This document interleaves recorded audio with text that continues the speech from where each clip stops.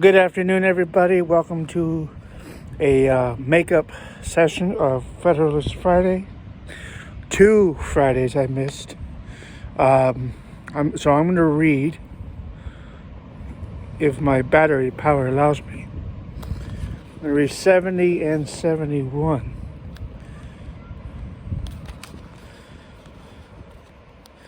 Let's see. 71's not that long. Okay, so here we go.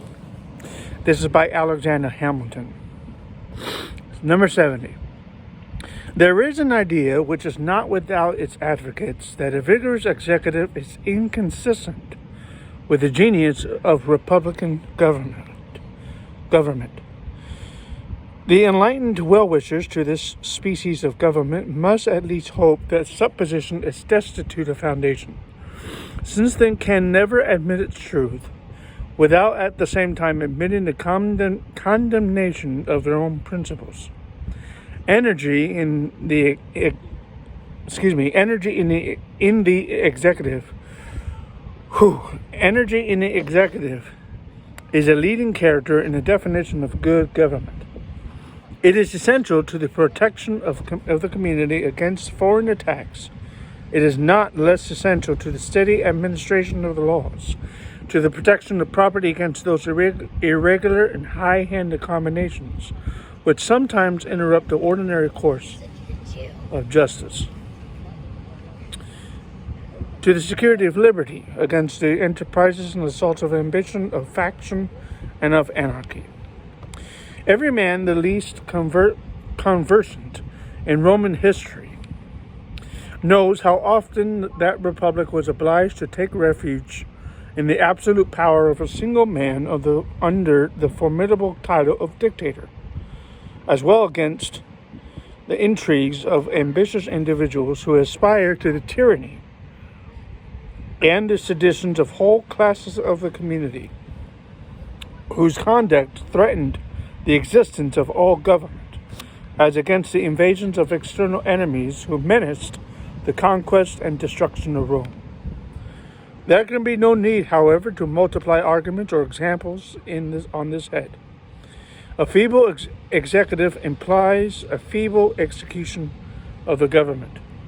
A feeble execution is but another phrase for bad execution, and a government ill executed, whatever it may be in theory.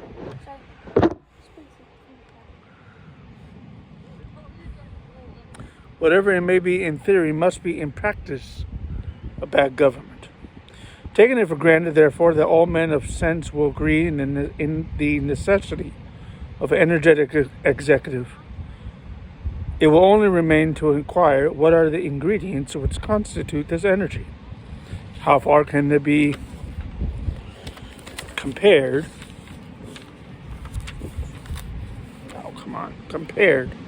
or combined with those other ingredients which constitute safety in the Republican sense? How far does this combination characterize the plan which has been reported by the convention? The ingredients which constitute energy in the executive are unity, duration, and adequate provision for support and competent powers. The ingredients which constitute safety in the Republic's sense are a due dependence on the people and a due responsibility. Those politicians and statesmen who have been the most celebrated for the soundness of their principles and for the justness of their views have declared in favor of a single executive and a numerous legislature. They have, with great propriety, considered energy as a most necessary qualification of the former, and have regarded this as most applicable to power in a single hand, while they have, with equal propriety, considered the latter as the best adapted to deliberation and wisdom, and best calculated to conciliate the confidence of the people, and to secure the privileges and interests. That unity is conducive to energy will not be disputed. Decision, activity, secrecy, and dispatch will generally characterize the proceedings of one man in a much more eminent degree than the proceedings of any greater number, and in proportion as the number is increased, these qualities will be diminished. This unity may be destroyed in two ways, either by vesting the power in two or more magistrates of equal dignity and authority, or by vesting it ostensibly in one man, subject in whole or in part to the control and cooperation of others, in the capacity of counselors to him. Of the first, the two consuls of Rome may serve as an example of the last. We shall find examples in the constitution of several of the states. New York and New Jersey, if I recollect correctly, are the only states which have entrusted the executive authority wholly to a single man. And in a footnote here, New York has no council except for the single purpose of appointing to offices. New Jersey has a council whom the government may consult. But this is Hamilton, I think from the terms of the Constitution, the resolutions do not bind them. Both these methods of destroying the unity of the executive have their partisans, but the votaries of an executive council are the most numerous. They are both liable, if not equal, to similar objections, and may in most lights be examined in conjunction. The experience of other nations will afford little instruction on this head. As far, however, as it teaches anything, it teaches us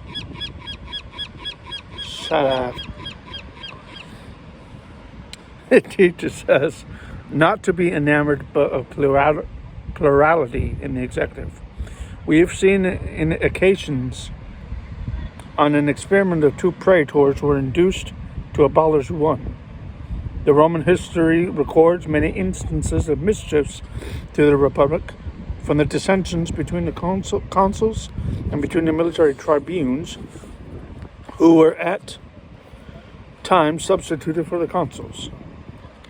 But it gives us no specimens of any peculiar advantages derived to the state from the circumstance of the plurality of these magistrates. That the dissensions between them were not more frequent or more fatal is matter of astonishment, until we advert to the single position in which the Republic was almost continually placed into the prudent policy pointed out by the circumstances of the state and pursued by the consuls of making a division of the government between them.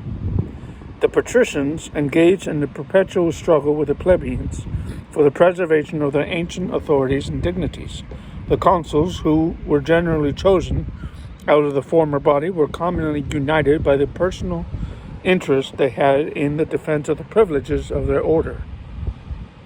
In addition to this motive of union, after the arms of the Republic and considerably expanded the bounds of its empire, it became an established custom for the consuls to divide the administration between themselves by lot, one of them remaining at Rome to govern the city and its environs, the other taking command in the more distant provinces. This expedient must no doubt have had great influence in preventing those collisions and rivalships, which might otherwise have embroiled the peace of the Republic.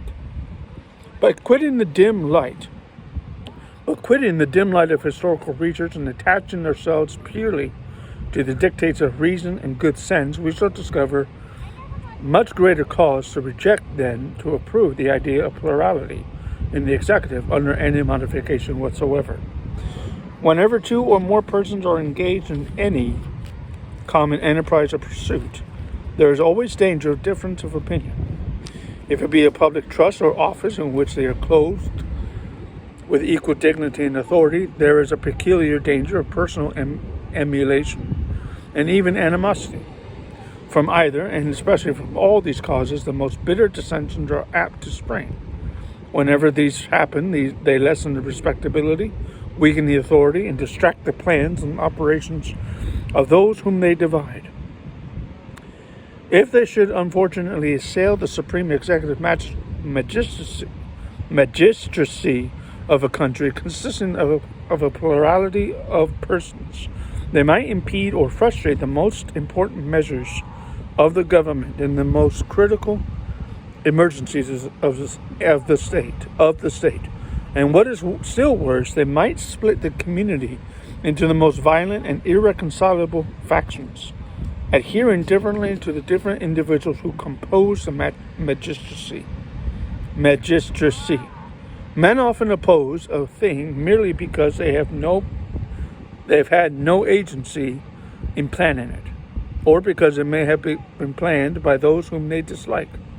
But if they have been consulted and have happened to disapprove, opposition then becomes, in their estimation, an indispensable duty of self-love. They seem to think themselves bound in honor by all the motives of personal infallibility to defeat the success of what has been resolved upon contrary to their sentiments. Men of upright, benevolent tempers have too many opportunities of remarking with horror to what desperate lengths this disposition is sometimes carried, and how often the great interests of society are sacrificed to the vanity, to the conceit, and the obstinacy of individuals who have credit enough to make their passions and their caprices, I'm not sure, interesting to mankind. Perhaps a question now before the Republic may, in its consequences, afford melancholy proofs of the effects of this despicable frailty, or rather detestable vice, in the human character. Upon the principles of a free government, inconveniences from the sorts just mentioned must necessarily be submitted to in the formation of legislature. But it is unnecessary and therefore unwise to introduce them into the constitution of the executive.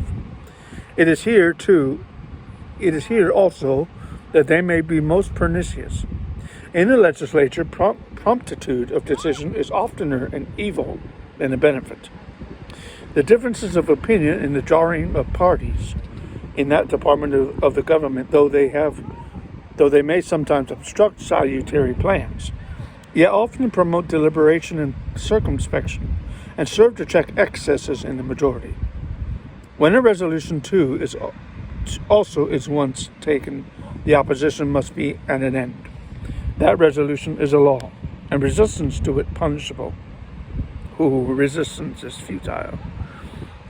But no favorable circumstances palliate or atone for the disadvantages of dissension. In the executive, no favorable circumstances palliate or atone for the disadvantages of dissension in the executive department. Here they are pure and unmixed. There is no point at which they cease to operate. They serve to embarrass and weaken the execution of the plan or measure to which they relate, from the first step to the final conclusion of it. They consistently counteract those qualities in the executive which are the most necessary ingredients in its composition: vigor and expedition, and this without any counterbalancing good. Counterbalancing good. What? In the conduct of war, in which the energy of the executive is the bulwark of the national security, everything would need to be apprehended from its plurality. It must be confessed that these observations apply with principal weight to the first case supposed, that is, to a plurality of magistrates of equal dignity and authority, a scheme the advocates of which are not likely to form a numerous sect. But they apply, though not with equal yet with considerable weight, to the project of a council whose concurrence is made constitutionally necessary to the operations of the ostensible executive. An artful cabal in that council would be able to distract and to enervate the whole system of administration. And if no such cabal should exist, the mere diversity of views and opinions would alone be sufficient to tincture the exercise of the executive authority with a spirit of habitual feebleness and dilatoriness. But one of the weightiest objections to the plurality in the executive, and which lies as much against the last plan, is that it tends to conceal faults and destroy responsibility. Responsibility is of two kinds, to censure and to punishment. The first is the most important of the two, especially in an elective office. Men in public trust will oftener act. Men in public trust will much more often act in such a manner as to render them unworthy of being any longer trusted any longer, than in such a manner as to make them obnoxious to legal punishment. But the multiplication of the executive adds to the difficulty of detection in either case. It often becomes impossible amidst mutual accusations to determine on whom the blame or the punishment of a pernicious measure or series of pernicious measures ought really to fall. It is shifted from one to another with so much dexterity and under such plausible appearances that the public opinion is left in suspense about the real author.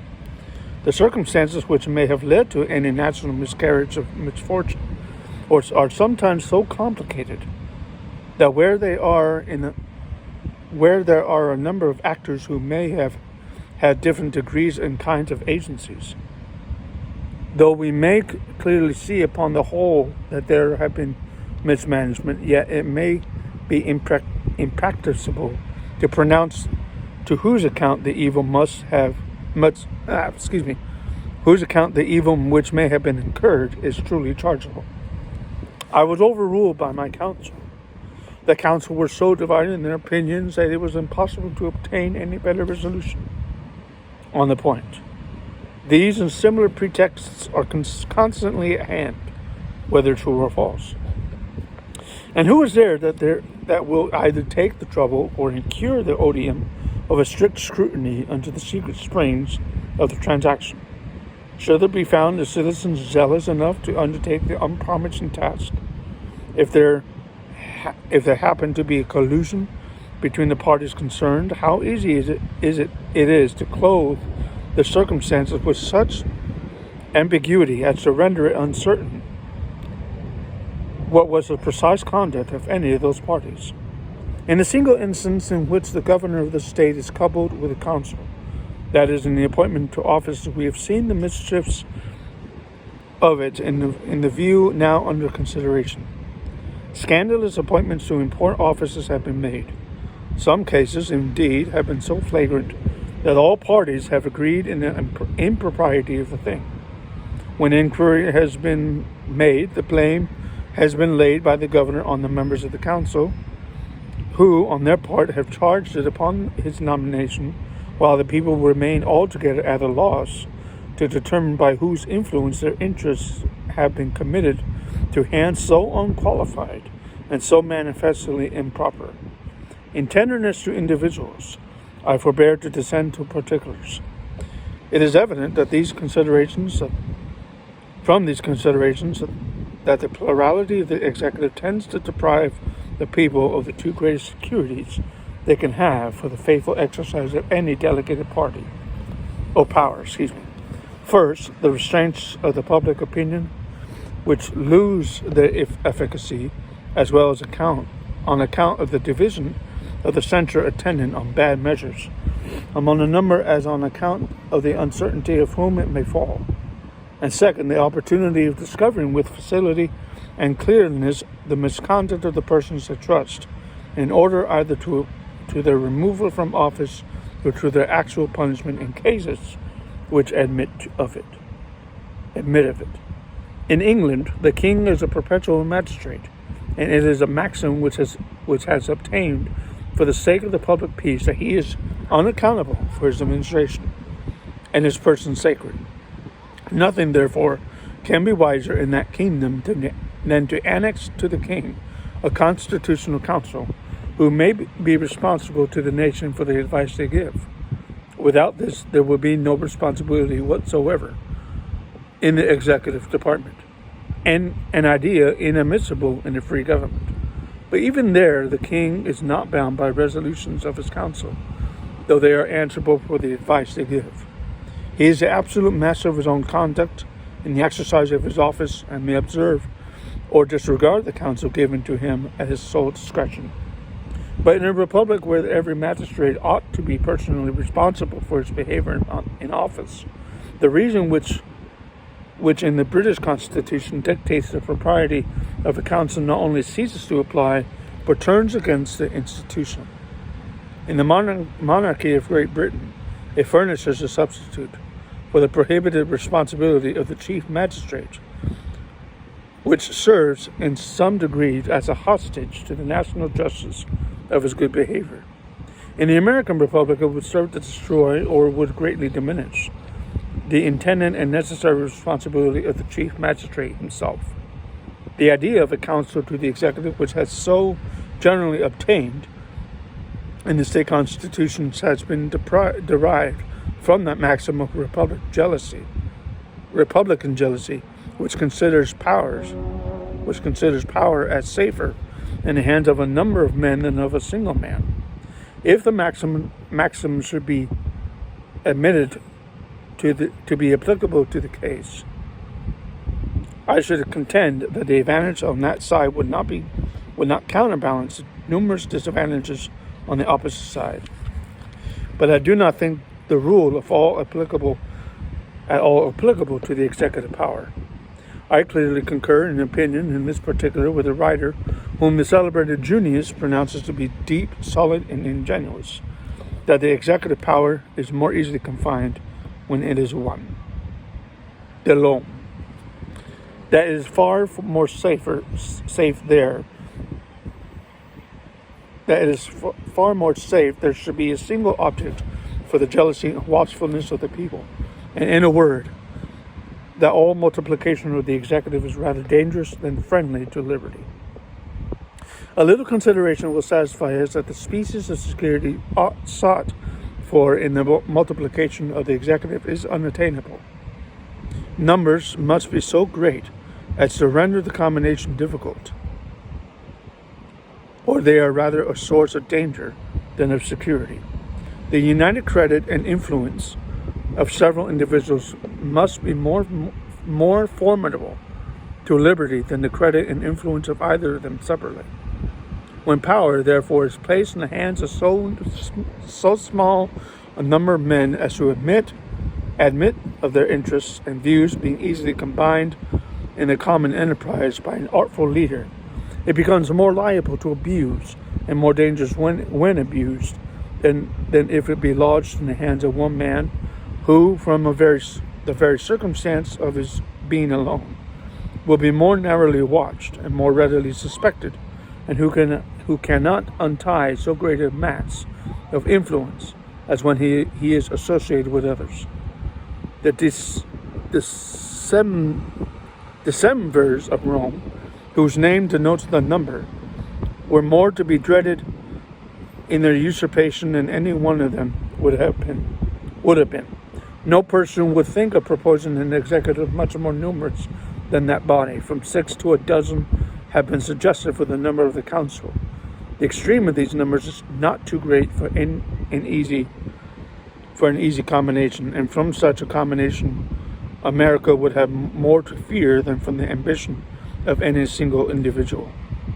A counsel to a magistrate who is himself responsible for what he does are generally nothing better than a clog upon his good intentions, are often the instruments and accomplices of his bad, and are most always a cloak to his faults. I forbear to dwell upon the subject of expense, though it be evident that if the council should be numerous enough to answer the principal end aimed at the institution, the salaries of the members who must be drawn from their homes to reside at the seat of government, will form an item in the catalogue of public expenditures too serious to be incurred for an object of equivocal utility. I will only add that prior to the appearance of the Constitution, I rarely met with an intelligent man from any of the states who did not admit, as a result of experience, that the unity of the executive of the state was of the best of the distinguishing features of our Constitution. 71. Duration in office has been mentioned as the second requisite to the energy of the executive authority. This has relation to two objects: to the personal firmness of the executive magistrate in the employment of his constitutional powers, and to the stability of the system of administration which may have been adopted under his auspices.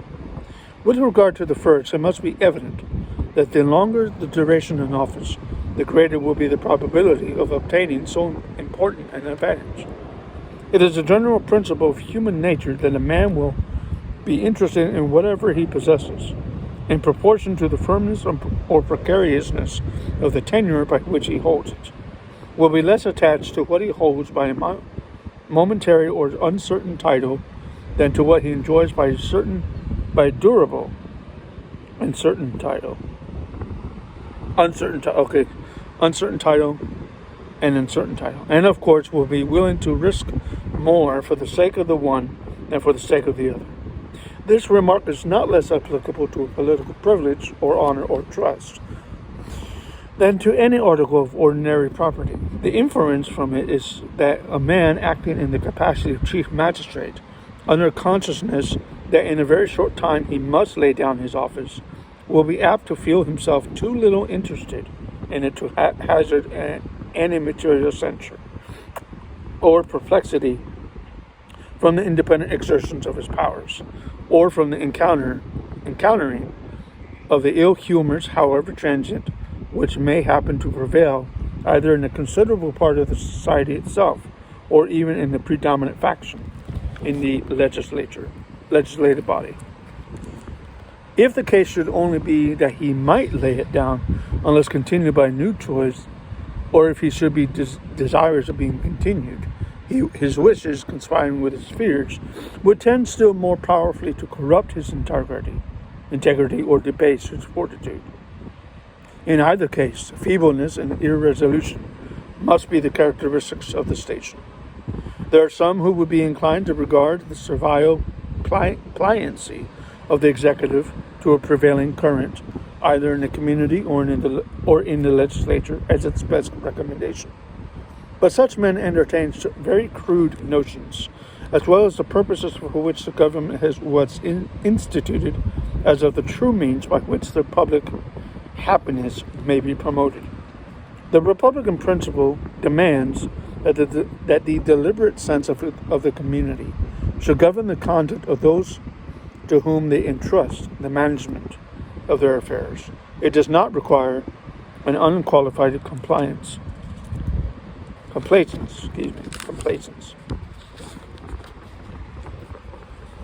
to every sudden breeze of passion, or to every transient impulse which the people may receive from the arts of men, who flatter their prejudices to betray their interests. It is a just observation that the people commonly intend the public good. This often applies to their very errors, but their good sense would despise the adulater who should pretend that they always reason right about the means of promoting it. They know from experience that they sometimes err, and the wonder is that they so seldom err as they do, beset as they continually are by the wiles of parasites and sycophants, by the snares of the ambitious, the avaricious, the desperate, by the artifices of men who possess their confidence more than they deserve it, and of those who seek to possess rather than to deserve it.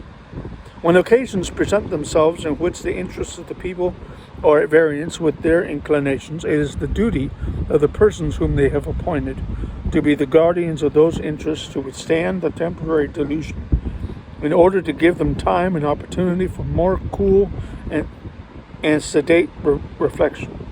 Instances might be cited in which a conduct of this kind has saved the people from very fatal consequences of their own mistakes, and has procured lasting monuments of their gratitude to the men who had courage and magnanimity enough to serve them at the peril of their displeasure. But however inclined we might be to insist upon an unbounded compliance complacence in the executive and the inclinations of the people, we can with no propriety contend for a like complacence to the humors of the legislature. The latter may sometimes stand in opposition to the former, and at other times the people may be entirely neutral. In either supposition, it is certainly desirable that the executive should be in a situation to dare to act his own opinion with vigor and decision. The same rule which teaches the propriety of a partition between the various branches of people teaches us likewise that this partition ought to be so contrived as to render the one independent of the other. To what purpose separate the executive or the judiciary from the legislative, if both the executive and the judiciary are so constituted as to be at the absolute devotion of the legislative? Such a separation must be merely nominal and incapable of producing the ends for which it is established. It is the one thing to be subordinate to the laws, and another to be dependent on the legislative body. The first comports with the last violates the fundamental principles of good government, and whatever may be the forms of the Constitution, unites all power in the same hands. The tendency of the legislative authority to absorb every other has been fully displayed and illustrated by examples in some preceding numbers. In governments purely republican, this tendency is almost irresistible. The representatives of the people in a popular assembly seem sometimes to fancy that they are the people themselves, and portray strong symptoms of impatience and disgust at the least sign of opposition from any other quarter, as if the exercise of its rights by either the executive or judiciary were a breach of their privilege and an outrage to their dignity. They often appear disposed to exert an imperious control over the other departments, and as they commonly have the people on their side, they always act with such momentum as to make it very difficult for the other members of the government to maintain the balance of the Constitution. It may perhaps be asked how the shortness or the duration in office can affect the independence of the executive on the legislature, unless the one were possessed of the powers of appointing or displacing the other. One answer to this inquiry may be drawn from the principle already remarked, that is, from the slender interest a man is apt to take in a short-lived advantage. The little inducement it affords him to expose himself on account of it to any considerable inconvenience or hazard. Another answer, perhaps more obvious, though not more conclusive, will result from the consideration of the influence of the legislative body over the people, which might be employed to prevent the re-election of a man who, by an upright resistance to any sinister project of that body, should have made himself obnoxious to its resentment. It may be asked also whether the duration of 4 years would answer the end proposed, and if it would not, whether a less period, which would at least be recommended by greater security against ambitious designs, would not, for that reason, be preferable to a longer period, which was at the same time too short for the purpose of inspiring the desired firmness and independence of the magistrate. It cannot be affirmed that a duration of 4 years or any other limited duration would completely answer the end proposed, but it would contribute towards it in a degree which would have a material influence upon the spirit and character of the government. Between the commencement and termination of such a period, there would always be a considerable interval in which the prospect of annihilation would be sufficiently remote not to have an improper effect upon the conduct of a man imbued with a tolerable portion of fortitude, and in which he might reasonably promise himself that there would be time enough before it arrived to make the community sensible of the propriety of the measures he might incline to pursue, though it be probable that as he approached the moment when the public were, by a new election, to signify their sense of his conduct, his confidence, and with it his firmness would decline. Yet both the one and the other would derive support from the opportunities which his previous continuance in the station had afforded him of establishing himself in the esteem and goodwill of his constituents. He might then hazard with safety, and in proportion to the proofs he had given of his wisdom and integrity, and to the title he had acquired to the respect and attachment of his fellow citizens. As on the one hand, the duration of 4 years would contribute to the firmness of the executive in a sufficient degree to render it a very valuable ingredient in the composition. So, on the other hand, it is not enough to justify an alarm for the public liberty. If the British House of Commons, from the most feeble beginnings, from a mere power of assenting or disagreeing from the imposition of a new tax, have by rapid strides reduced the prerogatives of the Crown and the privileges of the nobility within the limits they conceive to be compatible with the principles of free government, while they raise themselves to the rank and consequence of a co-equal branch of the legislature, if they have been able in one instance to abolish both the royalty and the aristocracy, and to overturn all the ancient establishments as well as church and state, if they have been able in a recent occasion to make the monarch tremble at the prospect of an innovation attempted by them, what would have to be feared from an elective magistrate of 4 years' duration with the confined authorities of a president of a polis?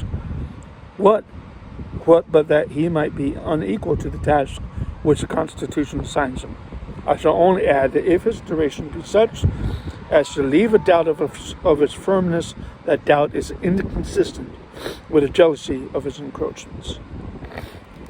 That was 70 and 71 for makeup for the final reading of this year. The first Friday of the new year, we will continue reading the Federalist Papers until we are done. So I hope you enjoyed these 2 readings and have a great day.